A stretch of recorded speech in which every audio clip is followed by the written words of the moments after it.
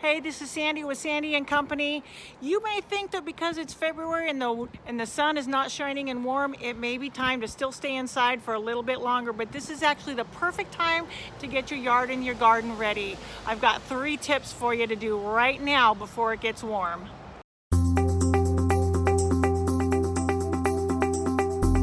I confess that I have been inside baking bread and enjoying my cooking shows and my knitting, and I've been looking outside going, man, I think there are a few things I need to do, but I'm not quite ready to start. Well, here are 3 easy things that won't take me a lot of time, and as you'll see, I am not done with them.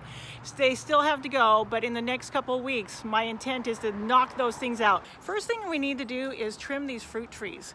You might be able to see, if you look at, you can kind of see where it's rounded and where the growth is, the lots of little twigs, and then where it just goes straight up. Take a look at that shape and you can see where it really wants to be trimmed back to, so that you can have a nice diverse branches coming out and nothing that looks dead. Take anything away that's dead and take anything away that's cutting across another branch. They actually want to have their own space.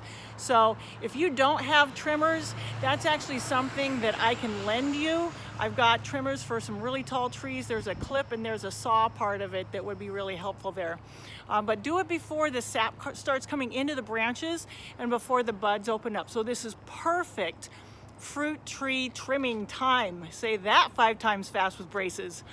The next thing is to get rid of the dead stuff. Now, I actually have over here, I'm kind of embarrassed to show you, but I actually have sunflowers that are dead and just sitting there, and they've got to go. So anything that's dead, that's a perennial, cut it back. If it's an annual, take it away completely.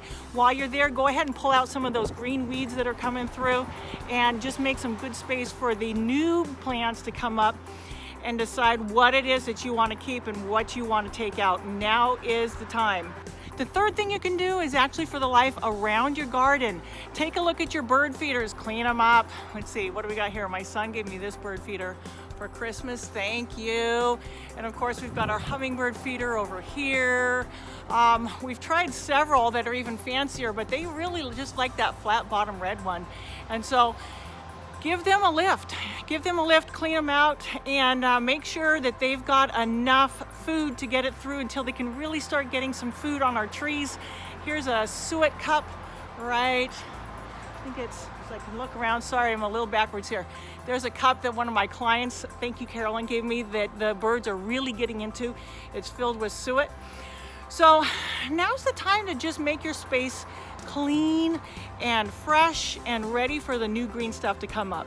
Take a look at your yard. I am not gonna bore you and fill up your inbox with every time I get one of these things done, but take a look at my Facebook or our Sandy and Company page, and that will be my accountability to you, and make sure that I get this done in the next little bit before everything starts to grow and I go, oh my gosh, I really wish I could just be seeing what I really wanted to see that makes my garden and my yard beautiful. Enjoy your homes. Your home is the place for you to thrive and a place for you to really just stretch out and say, this is what looks and feels good around me.